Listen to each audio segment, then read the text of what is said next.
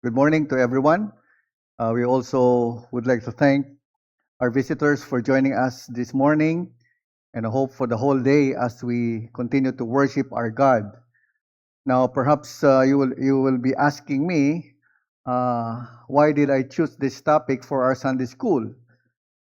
Because I believe this is a very important aspect of our Christian life, and because cultivating the Christian life needs sense of responsibility, as we have been reminded this morning, for each and every believer. And the first important thing that we need to understand, o ang mahalaga na dapat nating gawin upang lumago tayo sa ating buhay pananampalataya, ay pag-aralan ang salita ng Panginoon. Now, the point basically is how God builds faith to his people based on scriptures. And we understand that many Christians read the Bible, but sadly only few profit from it. Marami ang nagbabasa ng kanilang Biblia marahil sa araw-araw, subalit hindi sila nakikinabang nito. And spiritual growth comes not from merely reading scriptures, but from receiving, believing, and obeying it. Mahalaga po ang mga bagay na ito para sa isang Kristiyano. And that is why I have come up with these three-part lessons, because the progression of the progression follows in the biblical order that God speaks through His Word. Second, we meditate upon what He has spoken. And finally, we respond to Him in prayer. Yung tatlong bahagi po na yan ang ating titingnan for this month. How do we profit from the Word? Then how do we meditate God's Word?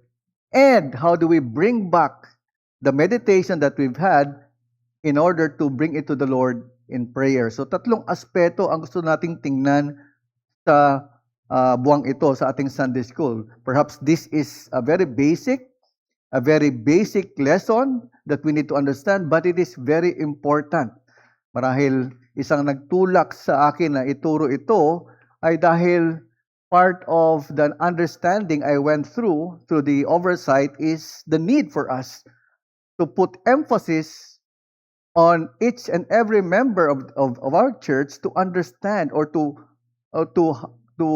be able to profit from the Word, meditate upon the Word, and improve or grow in their prayer life as well. So, ang purpose natin,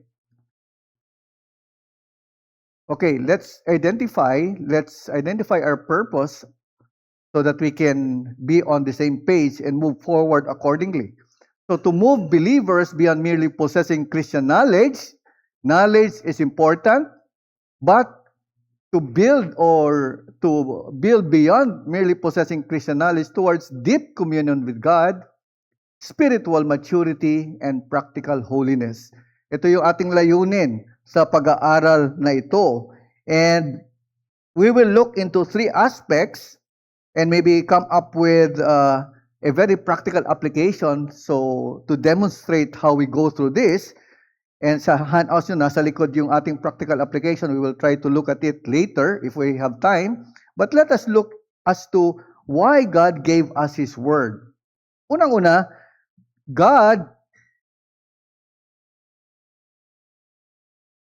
gave us His Word to reveal His character, guide us, and draw us to Him. Yun ang sabi ng Panginoon, yun ang layunin ng Panginoon. And first is to reveal Himself. It says there in John 17:3, and this is eternal life, that they should know you, the only true God, and Jesus Christ whom you have sent. In other words, the Scripture is God's self-revelation, and it is where we know that we have eternal life is by knowing who God is. And in John 20, in verses 20 to 21, it says there, so that the world may believe that you have sent me. Upang malaman ng mundo na si Kristo ang isinugo ng Diyos Ama para saan? Para sa kaligtasan ng sangkatauhan. And this is, in fact, this is J.I. Packer's, in his book, Knowing God. This is his thesis, the main thesis of his book. He says there, the highest privilege of the Christian is not merely knowing the truth about God, but knowing God Himself. So the purpose of reading the Word, why God gave us His Word, is so that we may know Him. Because the ultimate revelation of God is in Scriptures. Of course, He revealed Himself in Christ, but in our time, He has revealed Himself fully through His Word. Secondly, we are told that He reveals the human condition. We are fallen, first and foremost. In our text, when we studied Romans 1, it says there, for the wrath of God is revealed from heaven. Ipinaliwanag o pinakita ng Panginoon ang kanyang puot sa sangkatauhan laban saan? Against all ungodliness and unrighteousness of man. Dahil, because of who by their unrighteousness suppress the truth. Pinipigil ang katotohanan. Kaya pinapaliwanag dyan ni Pablo ang katatayuan ng sangkatauhan sa harap ng Diyos, lahat, both Jews and Gentiles, according to Paul, is under the wrath of God. And in Romans 5:12 and 19, it tells us, for us by one man's disobedience, many were made sinners. Dahil sa pagkakasala ni Adan, lahat ang buong sangkatauhan ay ibinilang sa kanya. We are sinners not because we sin, because we are sinners because in Adam, we were represented in Eden. When he sinned against God in rebelling against the Word of God, we became sinners. And because we are sinners, we sin. The natural inclination of a sinner is to sin. And that is the second thing that we need to understand. And because we are fallen, we need grace. Ephesians 2:1-5 expounds the text there. We need to be restored, and you were dead in the trespasses and sins. Verse 4, but God, being rich in mercy because of the great love in which He loved us, and towards the end part, and by grace you had been saved. So in other words, because of our sins, under the wrath of God, we deserve judgment. What happened? According to Paul, but God. God intervened in history because of His richness in mercy, because of His great love with which He loved us, that He sent forth His Son, the Lord Jesus Christ. And by grace, we have been saved through what Christ did on the cross. And another thing is, we need to understand is, our hearts are clearly diagnosed by the Word of God. Jeremiah 79 tells us the heart is both deceitful and desperately sick. It is the condition of the human heart. No one can claim that he is not deceived or desperately sick, because the Word of God says so, and that is why it reveals the very condition of our heart. In fact, we are also inwardly deceived.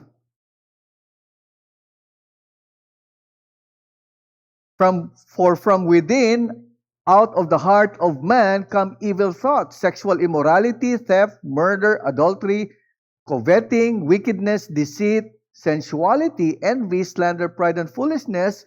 And he says, all these evil things come from within, and they defile a person. In other words, we are inwardly defiled as sinners in the eyes of God. That is what Scripture tells us clearly. And finally, we are blinded spiritually. According to Paul in 1 Corinthians 2:14, the natural person does not accept the things of the Spirit of God, for they are folly to him, and he is not able to understand them because they are spiritually discern. Unaided by the Spirit, the natural man does not understand the things about God. In fact, he rejects it. He rebels against it. And that is why we need the working of the Spirit in the heart, which is deceived and desperately sick. And because of that, salvation comes upon every sinner. But also, the reason why God gave us His Word is to transform us. Romans 12:2 reminds us, do not be conformed to this world, but be transformed by the renewal of the mind.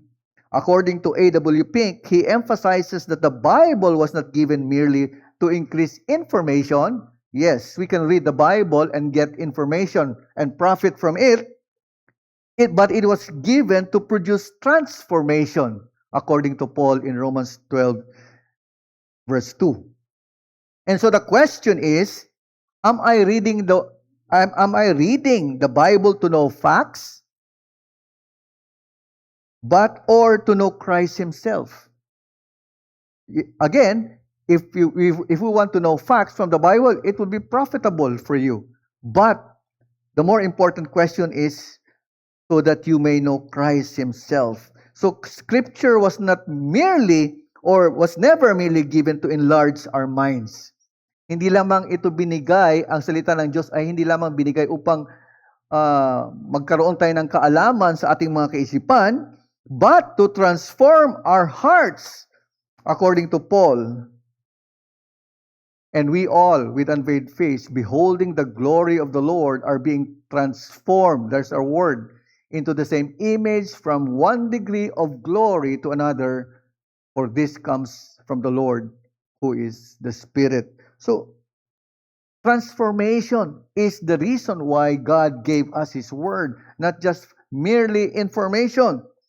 And that is why Pink gives us a wonderful reminder from his book, Profiting from the Word. It is not sufficient to hear or read the Word. To profit from it, we must be regulated by it. The Scriptures are given not only for information, but for transformation. Transformation means a blinded or a life rebelling against God to be transformed into the image of His Son, the Lord Jesus Christ. And lastly, it is to sanctify us. Without Scriptures, God becomes small, sin becomes acceptable, and what else? And self becomes central. Pag wala kang kasulatan, itong tatlong ito ang mangyayari o magiging uri ng kaisipan at pamumuhay ng isang tao. Napakaliit ng pagtingin sa Diyos. Ang kasalanan ay maging katanggap-tanggap dahil wala siyang pamantayan ng kasalanan. And most importantly, ang sinasamba niya ang sarili, hindi ang tunay na Diyos. This is what John 17:17 says, sanctify them in the truth, because your word is truth. John Calvin reminds us that Scripture is the spectacles through which we see God rightly. Kung gusto mong maunawaan ang tunay ng Diyos, ang tunay na Diyos ng Biblia, hindi mo pwedeng matutunan ito sa universidad, ngunit matututunan mo ito sa pag-aaral mo ng salita ng Panginoon. Dahil ang kaniyang salita mismo ang kapahayagan niya para sa ating mga makasalanan. So the point is, God gave His Word to reveal His character, guide us, and draw us to Him. Ano ang sinabi ng Panginoong Hesus nung siya'y tinutukso ng dyablo? In Matthew 4 verse 4, He answered the devil, it is written, man shall not live by bread alone, but by every word that comes from the mouth of God. Nabubuhay ang tao ayon sa salita ng Panginoon. Hindi lamang tinapay na maaring mahalaga para sa ating pamumuhay physically, but the more important thing that we need to understand and profit or even live. Okay, so the more important thing that we need to understand is we as human creatures, most especially believers, are what is important to us is to live according to the word, by every word that comes from the mouth of God. So that is the reason why we need to understand why God gave us His word, and those are perhaps simple facts or truth that we have learned, but we need to be reminded of this truth. But perhaps the more important question that we need to understand or to answer is, why do many not profit from the word? Yun ang ating layunin, yun ang ating hangarin, na tayo ay lumago sa kaalaman ng salita at magkaroon tayo ng benepisyo sa pag-aaral o sa pagbabasa ng salita ng Panginoon.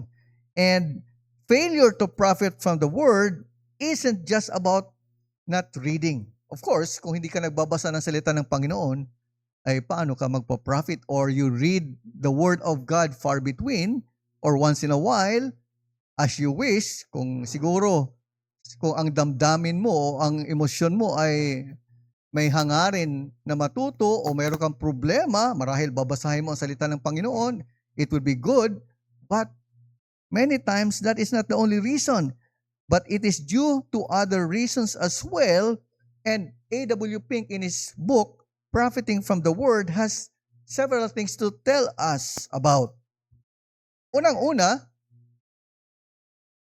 because we do not profit because we lack preparation. Many of us, perhaps in our busy schedule, rush into reading. And we read it, or we come to the Bible carelessly instead of reverently. We do not miss out with our other activities. We do not want to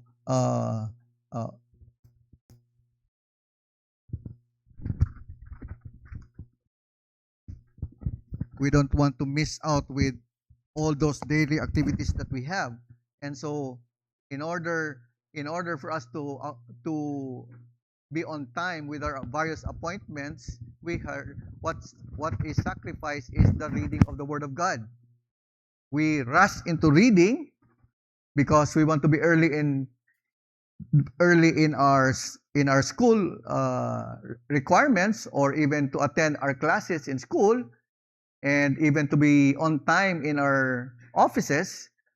And what is sacrificed is the reading of the Word.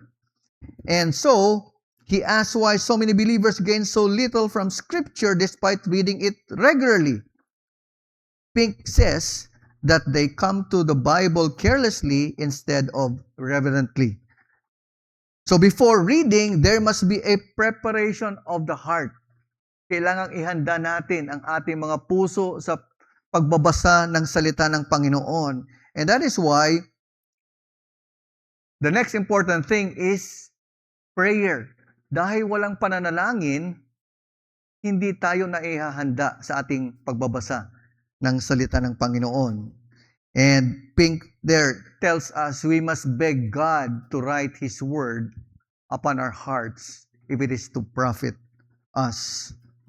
Napakahalaga ng pagpananalangin dahil ang aklat ng Diyos o ang Biblia is not an academic book. And because it is not an academic book, it is to be discerned spiritually. And in order for us to discern the spiritual things contained in the Word of God, we need to seek wisdom, prayer, wisdom from God through prayer. And why does prayer matter? Because without prayer, we rely on our intellect instead of the Holy Spirit. We need the Holy Spirit to aid or guide us in the study and the reading of the Word.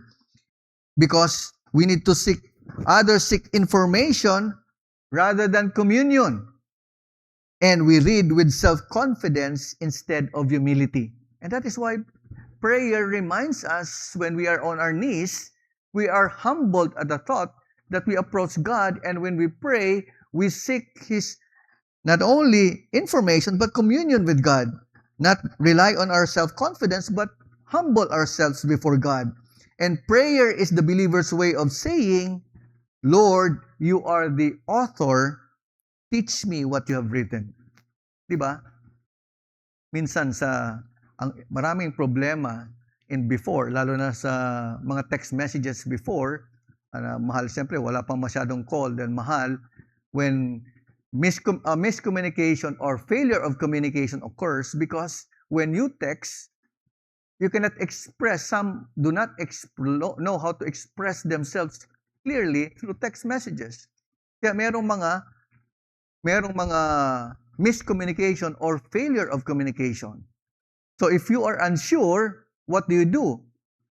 Para pagbasa mo galit, pero hindi naman pala yun ang layunin ng nag-message sa'yo. So to be sure, you need to call to inquire, is this exactly what you mean?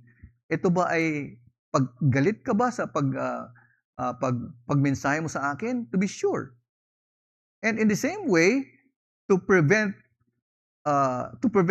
you from the failure of communication, you need to confirm whether the message and the truth being relayed to you is fair. In the same way, when we pray, it is God's love letter. God's word is God's love letter to us. We need to ask God to clearly help us understand through the Holy Spirit's enabling. And that's why we need to plead for God for illumination, for understanding, for discernment, so that we would profit from it. But also, another thing is the distracted heart. Because we are not just distracted physically, but of an unprepared mind. Many open their Bibles occupied with what? Minsan sinasabay natin yung ating pagbabasa ng salita ng Diyos, pero maraming kaisipan sa ating utak tulad ng negosyo, pag-aaral, mga kaabalahan sa buhay, worries, plans, pleasures, even entertainment. So how will you profit when you have a distracted heart when you read the Word of God? The word enters the ear but never reaches the heart, according to Pink. And this reminds us of the parable of the sower in Matthew 13. It says there, the seed is good, but the soil determines whether it would bear fruit. If you would look at the parable, it explains various kinds of soil that the seed is planted on. But the seed is good, but the soil determines whether it would bear fruit. A hurried heart cannot meditate.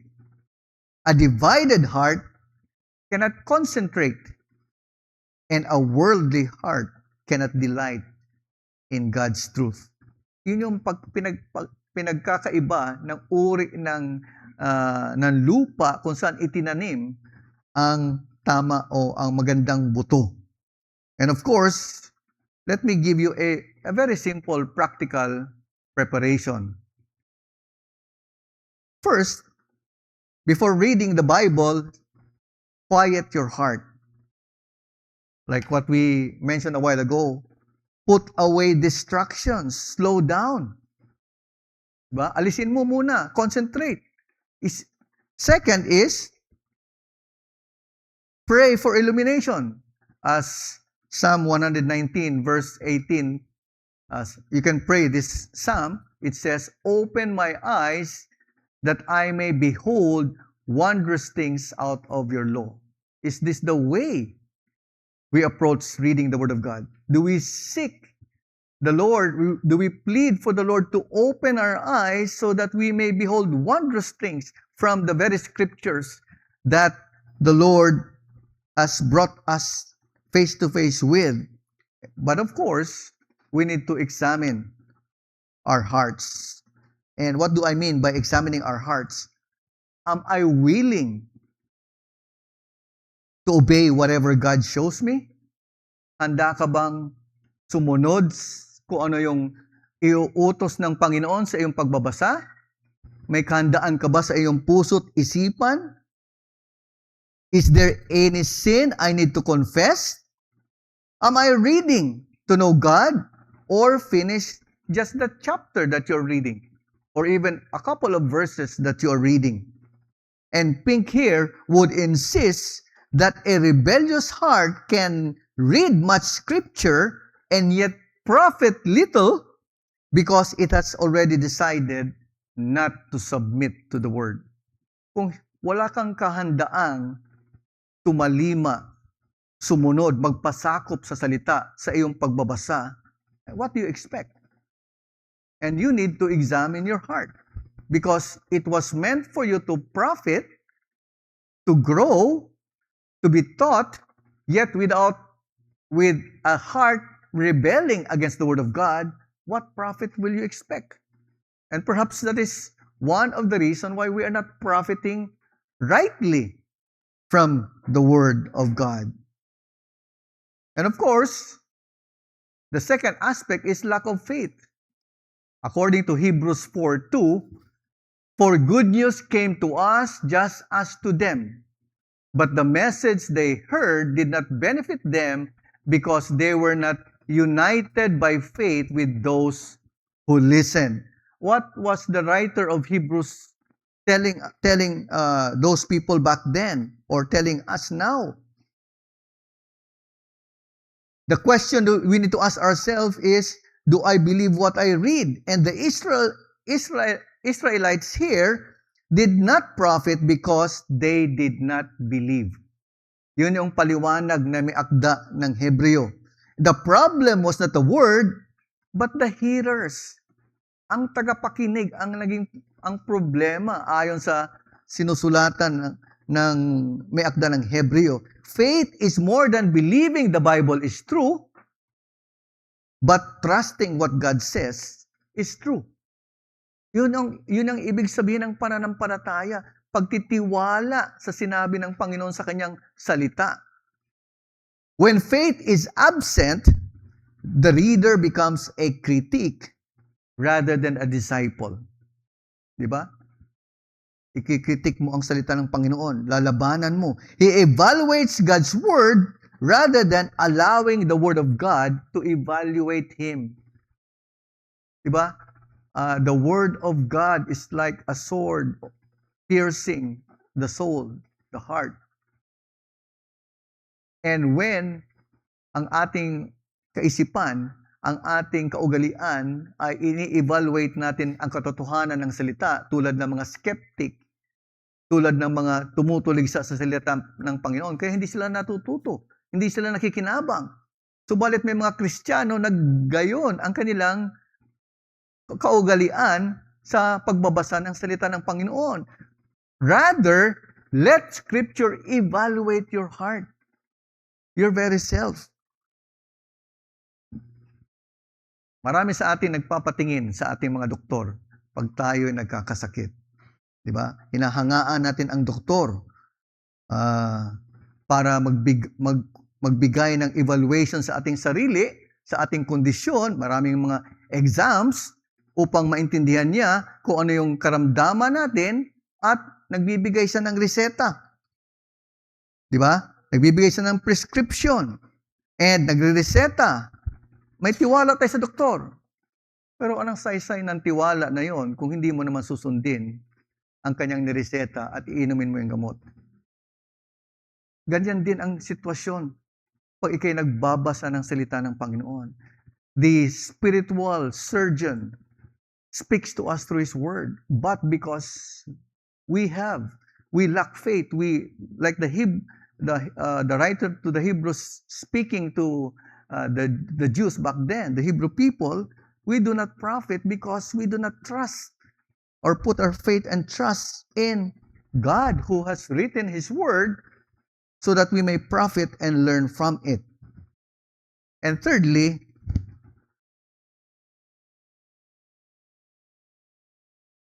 lack of obedience. Obedience is the evidence that the word has been truly received. Diba? Kung hindi sinusunod o hindi sumusunod ang alagad sa salita ng Panginoon na nangungusap sa Kanya, anong saysay? Anong pakinabang ito sa Kanya? According to John 10:27, my sheep hear my voice and I know them. Anong kasunod dyan? They follow me. Hindi ang kasunod ay sumusuway sila sa akin. Ang tunay na tupa ay nakikilala dahil siya sumusunod kung ano ang sinabi ng Panginoon. And of course, love for God means obedience. Yan din ang sabi ng John 14:15. Sinasabi natin, o maraming mga Kristiyano nagsasabi, mahal ko naman ang Diyos eh. Pero ang tanong, sinusunod mo ba ang kanyang commandments? Because that clearly is what the Lord says. If you truly love me, the evidence of true love for God is you follow and keep His commandments. That is what is the evidence of our love for God. Let us try this example. Ephesians 4:32. It says, be kind to one another, tender-hearted, forgiving one another as God in Christ forgave you. So, napakaganda ng salita ng Panginoon. Marahil, you understood the verse perfectly, okay? But, you continue to forgive someone. So, anong ibig sabihin nun? Has the Bible profited you? Or has your reading of the Bible profited you? Of course not. Ang sinabi dyan, forgiving one another. You gain information, but not transformation. Yun yung simpleng pagkakaiba ng tunay na sumusunod o binabago ng salita dahil siya ay nananampalataya sa salita ng Panginoon. It clearly says there, forgiveness. And A.W. Pink has this to say again, no one profits from the word unless he is thereby brought into closer conformity to Christ. You can only say that you are profiting from the word if your life is being conformed to the life of the Lord Jesus Christ. Of course, this is not an overnight thing. This is a slow process until your death, until Christ comes again, that you will grow in Christ-likeness. So, that is one way for you to evaluate if you are really profiting from the reading of the Word. But, let us remind ourselves with the danger. There is a danger. But be doers of the word, according to James, and not hearers only, deceiving yourselves. Because truth and practice, what happens? It hardens the heart. Pag hindi ka sumusunod sa katotohanan na nababasa mo o paulit-ulit mo nakikita mula sa salita ng Panginoon, ano nangyayari sa puso? Nagiging matigas. And that is the danger. And at times, yung katigasan na yan would lead to so many other things, bitterness, and sana naman wag towards not lead to apostasy. That is the danger that one is in danger of. And so, profitable Bible reading requires both trusting God's word and submitting to it. Now, listen to this. Without faith, the word is not embraced. Without obedience, the word is not applied. Without either, the word does not profit. And this is a faithful reminder for all of us. This is a wonderful truth that we need to understand and even embrace. And so finally, how do we read the scripture profitably?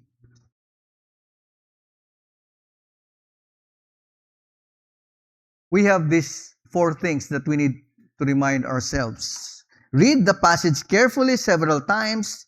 Notice repeated ideas and words. Isang nagbabasa ng salita ng Panginoon ay dapat maging, you need to be careful in the way you read the Word of God. Read it several times.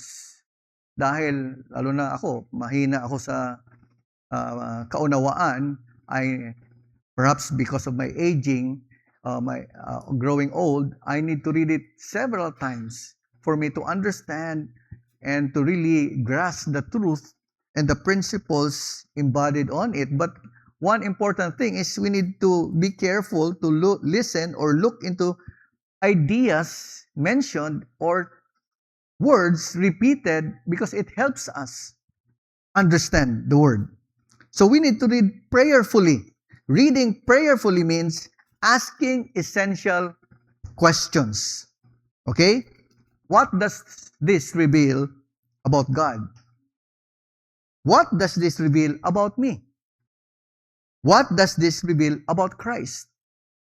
3 perhaps basic questions that you can always bear in mind when you read the Word of God. Second is read expectantly. God still speaks through His Word by His Spirit. Nangungusap pa rin ang Panginoon sa pamamagitan ng Kanyang salita sa kapangyarihan ng banal na Espiritu. Thirdly, read obediently. Every reading should end with a truth to believe, a sin to repent, a promise to trust, and a command to obey. If you can look into a group of passages that you are reading, try to discover this truth so that you will profit all the more in your reading. And finally, read Christ-centeredly, because all Scripture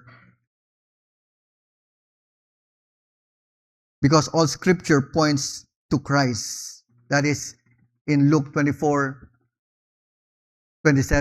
Kung matatandaan natin yung naglalakad yung dalawang disipulo in Emmaus Road, what did Christ do to awaken the thought of the 2 disciples, which were perplexed of what has happened in Jerusalem or during the death of Christ?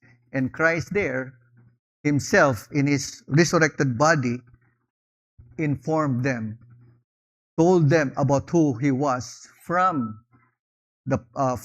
Old Testament, from the prophets, from the Old Testament scriptures, because even the Old Testament up to their time was telling them of who Christ is. Meaning the scriptures is about Christ. It was the fulfillment of Christ's coming, His purpose and death on the cross, and His resurrection for the salvation of the lost. And that is why, to conclude, profitable Bible reading is not about finishing a chapter, but the Holy Spirit progressively conforming us to the image of Christ through faith-filled, obedient submission to His Word.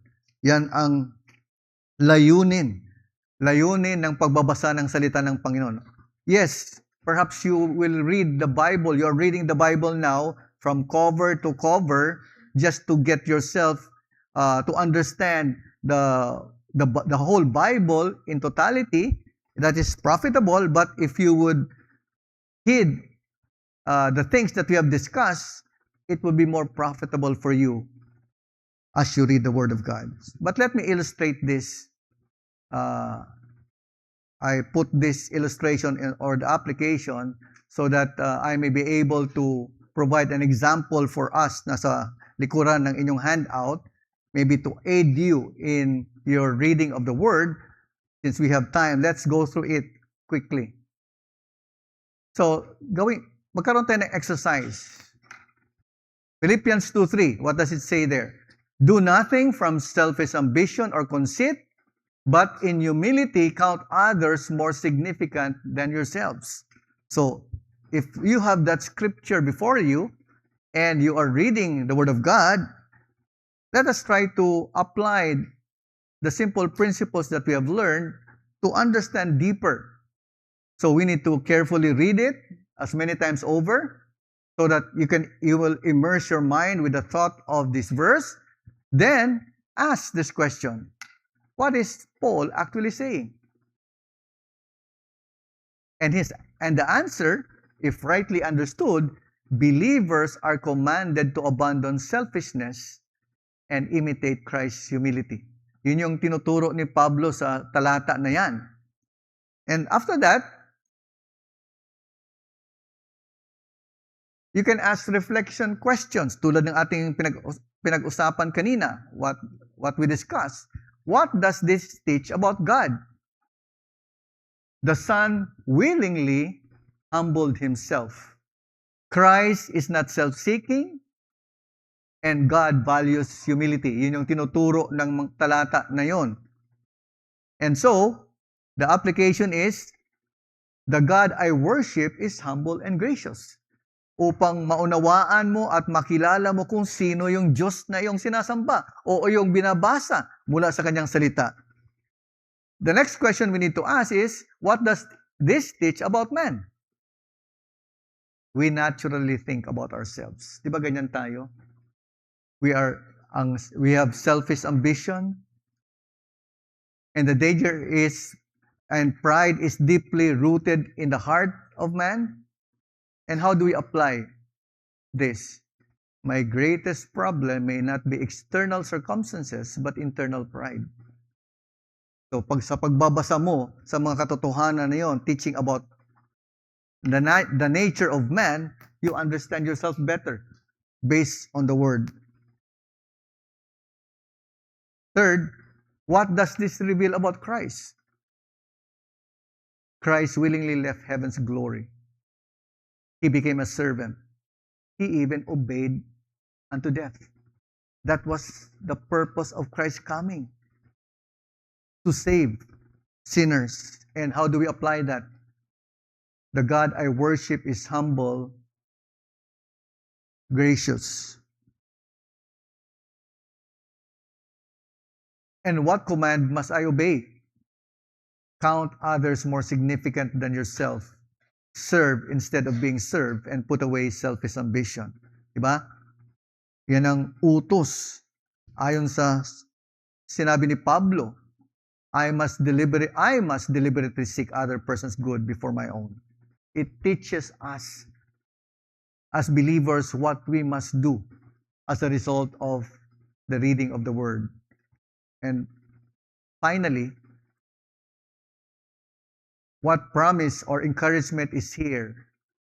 God delights in Christ-like humility. So, it forms in you the kind of mind, because you have read the Bible profitably by asking those questions as you read it.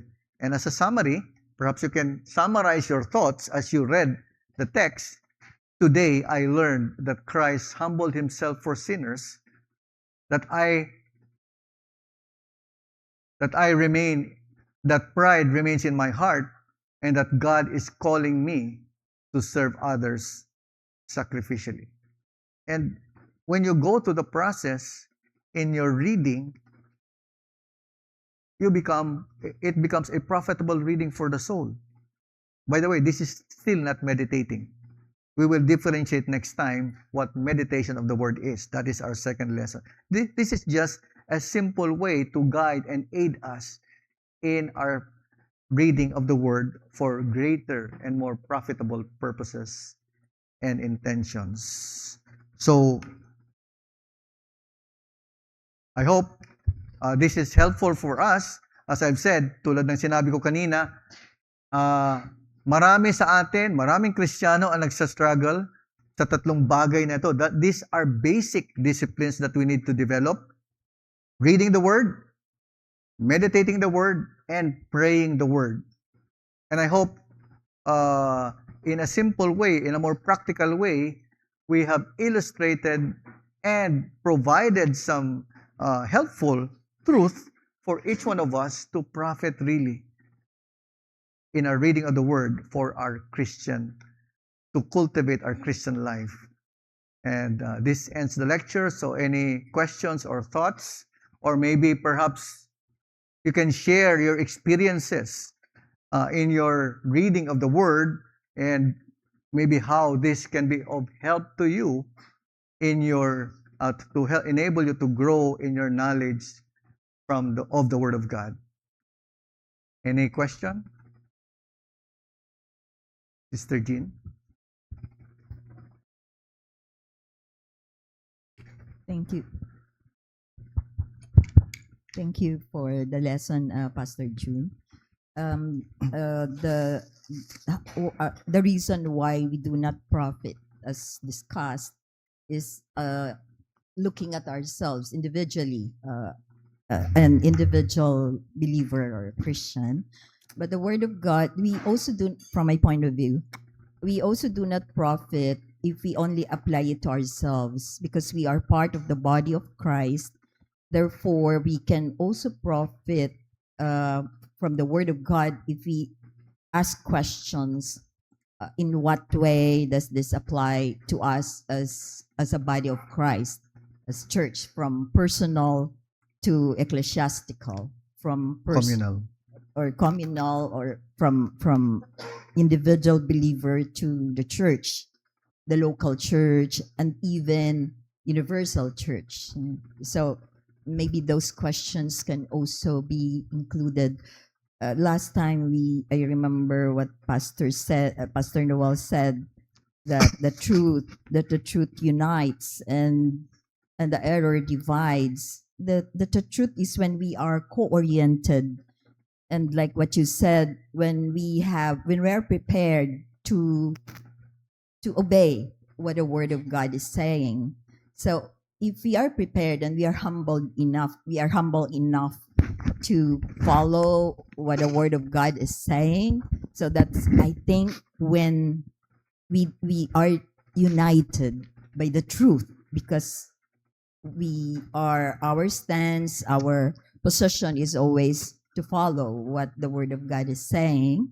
But when but error divides when we do not possess that mind that we discuss now, readiness to obey, a lack of preparation, lack of prayer, and trusting in our own knowledge or capability to interpret or to understand the Word of God, when actually we cannot do it ourselves, because the Word of God is by natural man, we will not be able to understand it, because the Word of God is spiritually discerned. So the prayer is a stance of humility, that personally, on our own capability, we are not able to profit from the Word of God, to understand, and of course, and eventually profit from the Word of God. So yeah, that's a very long. It's just a reflection rather than a question.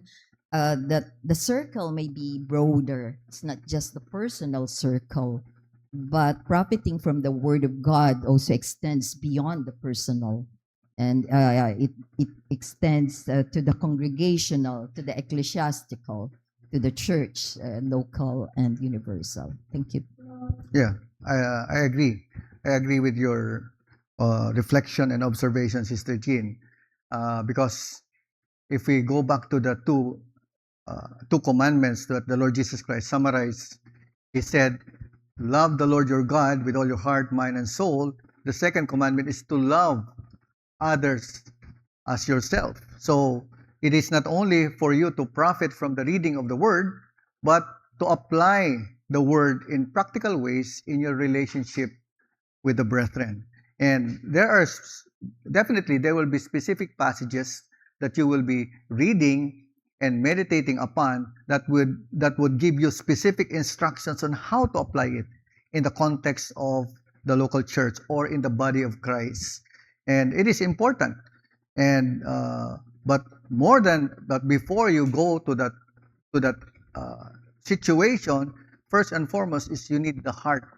You need your heart to be examined, to be fed, to profit from the reading, so that you may in practical ways, minister to others according to the truth that you have meditated or learned for the edification of the body of Christ.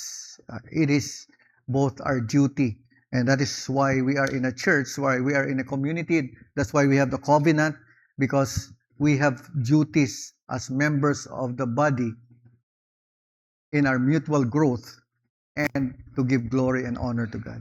Any other thought? Ay, Tita Te. Magandang umaga. Salamat sa mensahe. Talagang meron dito, mamaya ko nababasahin yung mensahe rito. Pero gusto ko lang malaman ninyo na ako ay na-hospitalize mula nung Monday hanggang Friday. So 5 days, nasa hospital ako.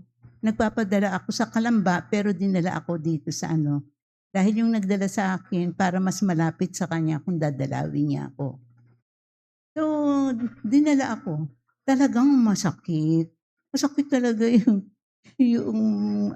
nung bumagsak ako the day before na for some reason, siguro paraan yun ng Panginoon para ako'y magpunta sa ospital para malaman kung ano talaga yung sakit ko. Within that, yung 5 days na yon, 3 times a day, sine-check yung basic, wala silang makita. Ang talagang masakit sa akin yung So, binigyan lang ako ng painkiller. Yun ang sagot nila, no? Sa mga ganon. Ang sagot natin ng mga Kristiyano ay prayer. Dahil yung pananampalataya na ibinigay sa akin ng Panginoon, ibinigay niya, no? Pananampalataya na ibinigay niya ay talagang nagwo-work. Ang ganda-ganda kasi wala silang nakita hanggang nung Friday. Wala silang nakita. Sabi, everything is normal. Talagang lang. Sabi ko, oo, kasi masakit lang talaga yung balakang ko. Alam mo na, kasi bumagsak ako, no? Pero, lahat ng provisions ibinigay ng Panginoon. Pati yung provision ng aking, hindi naman ako nag-aalala kasi handa naman akong mawala na, no? Pero, ayaw pa yata ako ng Panginoon mawala. Talagang no? Yung bang tuwing ako ay i-examine nila, normal lahat. Kaya pag bumabangon lang ako, medyo kailangan lang akong tutulungan. Pero pinipilit ko ring maglakad dun mismo sa maliit na kwarto na inaanuhan namin. Kasi kahit na nandiyan ang pananampalataya, kailangan pa rin natin magtrabaho ng konti kung kinakailangan. Pilitin natin ang sarili natin. Ngayon, napakaganda talaga ng mga messages ng Panginoon. Maski na sa aking, yung iba nga malulungkot, hindi naman ako binigyan ng kalungkutan ng Panginoon. Talagang siya. Kaya sa mga nag-aalala, huwag kayo mag-alala. Nasa kamay ng Panginoon talaga ang lahat. Wala sa akin. Nasa Panginoon. Malakas ang aking dahil pinalalakas ako ng Panginoon. At ang pananampalatayang ibinigay niya sa akin ay talagang sobra-sobra. Napakaganda talaga. Hanggang sa umuwi kami, ang binigay lang sa aking medication, ay marami akong kulang sa katawan talaga kasi noong nasa ospital na kami, hindi ko naman dala-dala yung mga dapat kong gawin o tsaka ikainin, gano'n So kung ano yung binibigay ng ospital, yun lang ang pwede namin kainin. Lahat yun ay yung salungat sa mga dapat kong kainin. Kasi sila, yung mga doktor pala, ay sila yung, hindi naman sinabi kong ako ay,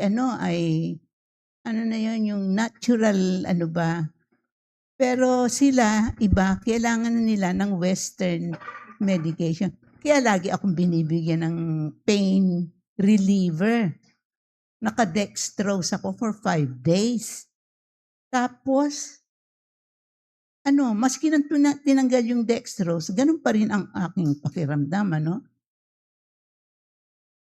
Dito natin makikita ang kagandahan at lahat ng mga sinabi rito sa mensahe ngayong umaga ay talagang binigyan ng katotohanan ng Panginoon na ang pagtitiwala natin sa kanila ay kailangan. Nakakatuwa kasi magbigay lang tayo ng magandang kasi wala naman, hindi naman life-threatening yung mga, kasi normal lahat Sinabi ko na ako ay wala akong maintenance, walang ganito, walang ganyan. Nagkulang lang ako ng mga calcium, nagkulang lang ako ng vitamin D, may mga kulang. Pero kahit na kulang na yon, sino nag-provide ng pangangailangan ng katawan ko? Ang Panginoon. Hindi ko alam kung saan din galing yung pananampalataya na yon sa Kanya. Na maski wala akong Bible doon for 5 days, talagang sinabi nga rito, nakakatuwa Sa conclusion, kung titignan ninyo ang conclusion, profitable Bible reading is not about finishing a chapter. So tandaan natin yun na hindi talaga, but the Holy Spirit progressively conforming us to the image of Christ through faith-filled, obedient submission to His Word. Ito talaga ay may katotohanan sa aking buhay. Kaya maging masaya tayo. Dahil hindi naman ako hindi naman life-threatening yung kundi pinatunayan ng medical na wala akong sakit. Nothing really. Except na binigyan lang ako ng calcium at saka pain reliever. At saka meron pang isa na hindi ko naman tinitake. Kasi yung pain, binibigay ko lahat yan sa Panginoon. Lahat yan. Hindi lang ako nakakalakad, tsaka pag hinipo lang ako, medyo masakit talaga ang katawan ko, Pero sinasabi ko, hindi yung nagkukunwari ako na sa mga tao. So, maging masaya tayo lagi. Masaya lagi na walang ibinigay na talagang sakit ang Panginoon. Napakabuti niya, napakabait niya. Yun lang ang aking mai-share ngayon. Sige po. Salamat sa Panginoon at iningatan kayo at nakitang wala namang malubhang nangyari sa inyong pagkabagsak. At tunay nga na pinupuri natin ang Panginoon sa pag-iingat sa inyo, sa kanyang kabutihan at habag, kaya nakasama namin kayo ngayon. So we thank the Lord for that. And our prayer goes with you always, every week as a church, because naintindihan naman natin na you are many times alone. Yun lang po. Any other thought? Yeah, Deacon Ian.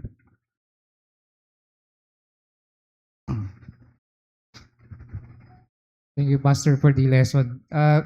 Additional lang siguro in a practical sense for us to profit from the Word. Minsan kasi we approach the Bible, ano pang tawag dito? Taking it for granted.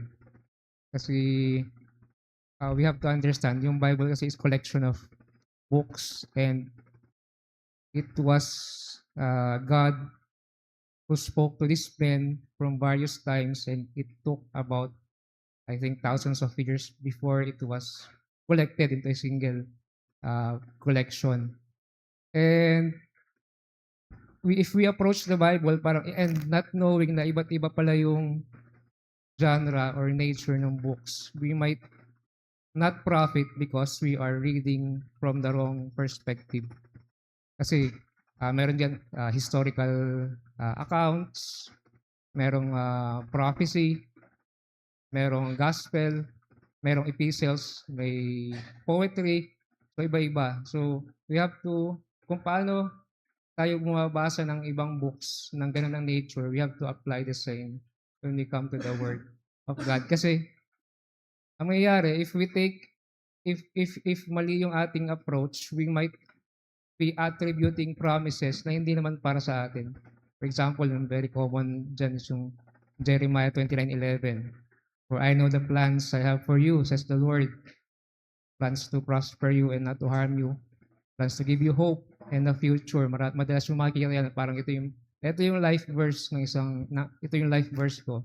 Pero hindi yun para sa atin, yun is individually para sa atin. That is for a specific time to a specific exile nung panahon ni Jeremiah. And so yun, we have to understand ano ba yung nature ng binabasa kong material so that we can understand fully ano ba yung paano tayo mag-profit doon. Isang book na nag-profit ako in this sense is yung How to Read Your Bible for All It's Worth. I think it's a must-have, lalo sa mga bagong mananampalataya, para ma-segment natin ano yung ating binabasa. Another one is, bukod sa understanding ng genre or nature ng book, is to read in context, not just an isolated text. Halimbawa, yung Philippians 4:13, I can do all things through Christ who strengthens me, and parang kahit anong ang paniniwala mo is kahit ano pwede mo nang gawin. Not reading out, not putting it into context ng sinasabi ni Paul that in whatever situation ay kaya niyang ma-survive dahil sa biyaya ng Panginoon. So, I think yun yung dalawang points, Pastor. Yeah. Thank you, Deacon Ian. There are helpful guides that you can provide or have to enable you to read more profitably from your Bible reading. Merong mga commentaries, merong books that can provide for you information or even direction. Nabanggit ni Deacon Ian yung iba-ibang genre. So there are many ways of profitably reading each and every book according to its genre. And also, lalo na pag prophetic books, and you need to understand deeper theology to profit from it. But again, if you have those helpful tools, commentaries or even study Bibles, it would be sufficient enough at least for any believer to be able to grasp key principles from the Word as you read the Word of God. So, yun yung ang point natin dito is to encourage how we can cultivate profitable reading from the Word, because we have some basic questions to ask to grow our faith and to understand what Scripture means or tells us in any specific situation. In fact, may mga Bible reading plans that you can also have for a year or two or whatever your goal is. You have those guides to help you understand more profitably yung reading mo, not only from Old Testament but even up until New Testament, because the whole Bible is a redemptive plan of God from Genesis to Revelation. Yes, Deacon Ian. Add ko lang, Pastor, kasi it can be a source of frustration sa ating mananampalataya if we take hold of a promise na akala natin is a promise from the Word of God at pinangahawakan natin, pero hindi naman pala yun ang intention ng Panginoon. For example, if we read sa book ng Proverbs and we take that book as promises ng Panginoon, we will be definitely frustrated kasi hindi naman siya ipinangako sa atin, but they are guidelines for us to live on. Actually, you're giving me a wonderful hint. Before Pastor Noel left, ang ginawa niya, nagkaroon siya ng overview of the study of each book. And maybe we can continue that so that we will also profit as we read key points in understanding every book of scriptures to guide us as we study and read the Word of God. Sister Jean.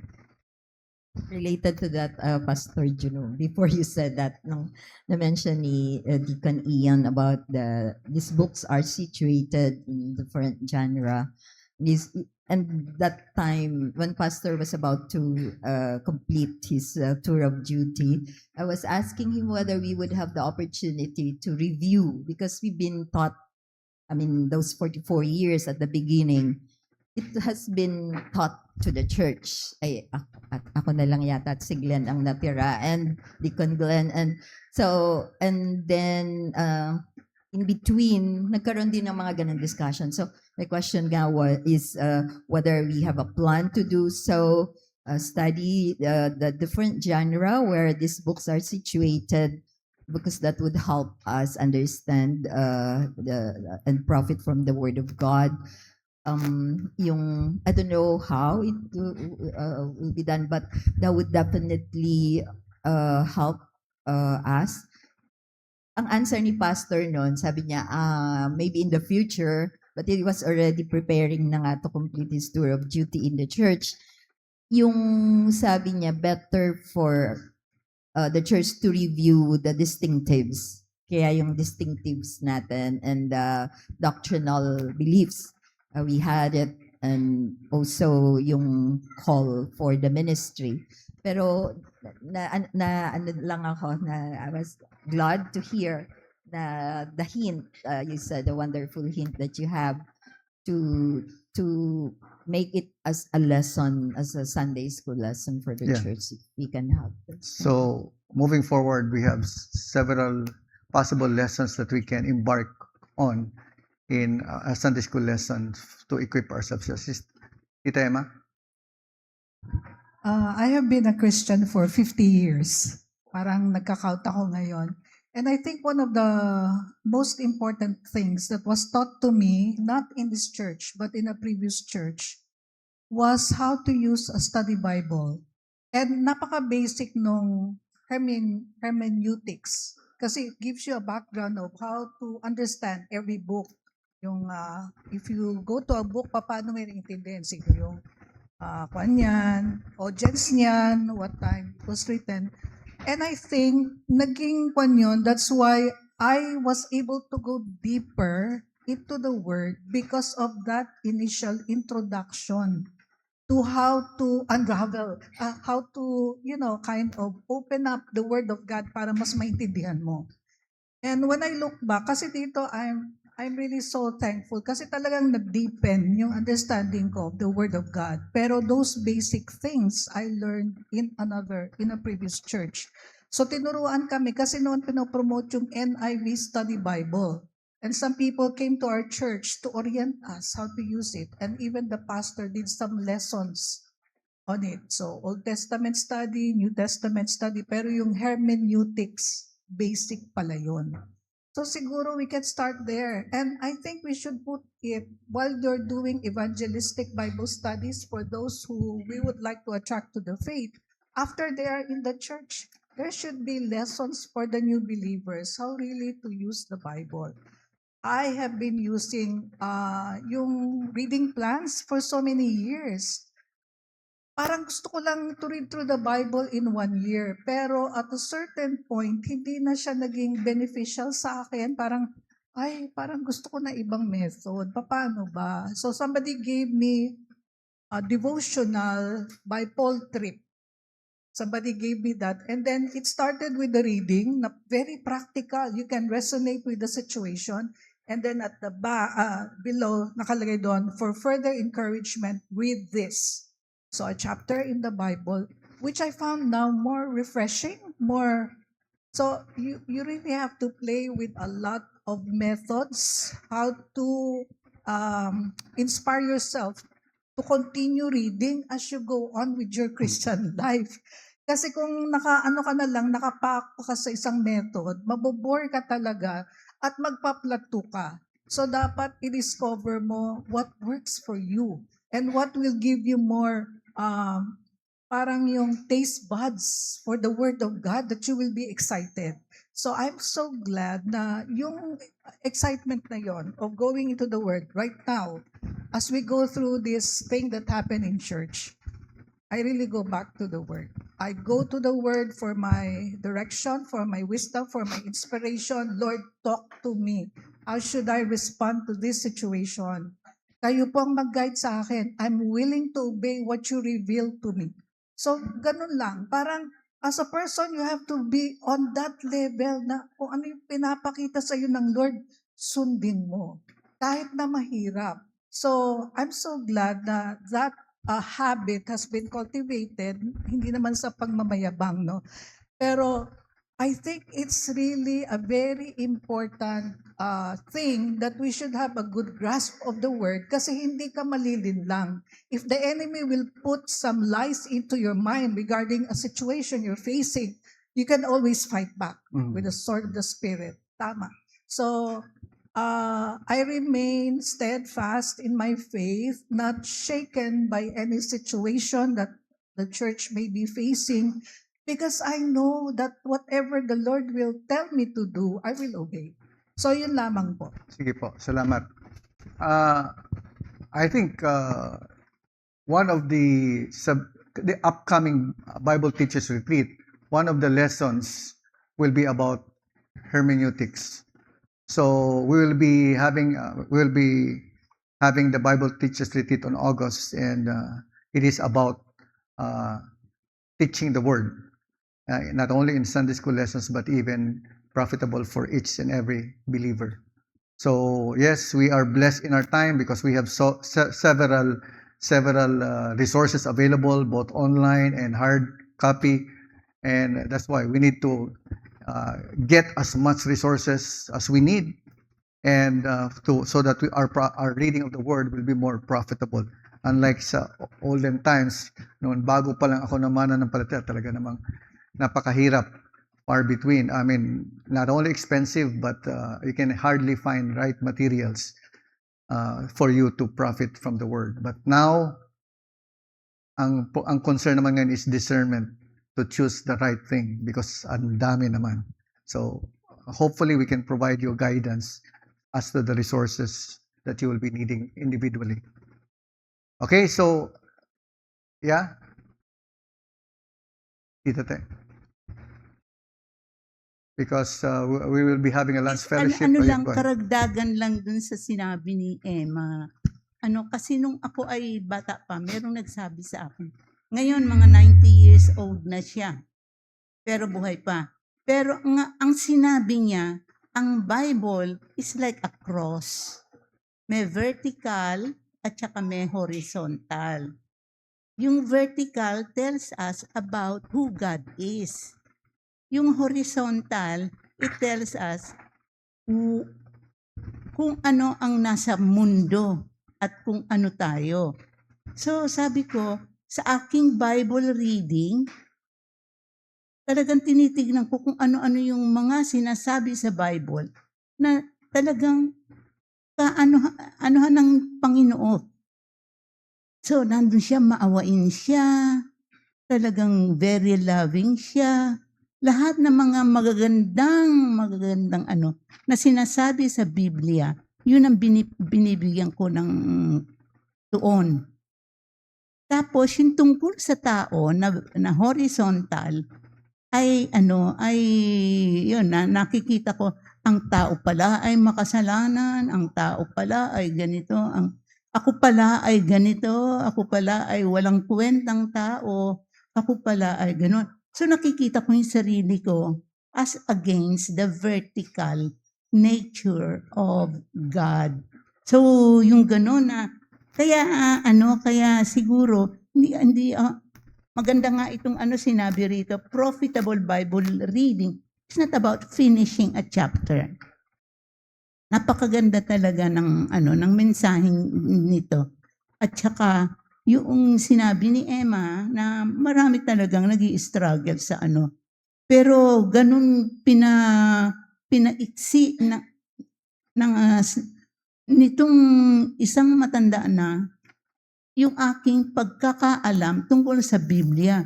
Yung vertical ay tungkol sa Panginoon. So yun ang pagtutuunan ko kung ano yung nature ng Panginoon. Yung horizontal, kung ano yung nature natin. nature ko at nature ng kamunduhan. Yun lang, dalawa na yun. And it forms a cross. O, yung cross na yun, alam natin, that's the gospel of Christ. No? Salamat. Salamat po. Okay na.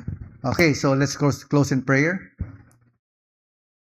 Father, we do thank you for allowing us to have this lesson to aid us in cultivating our Christian life. And like any believer, it has to start at the basic things that we need to do as your people.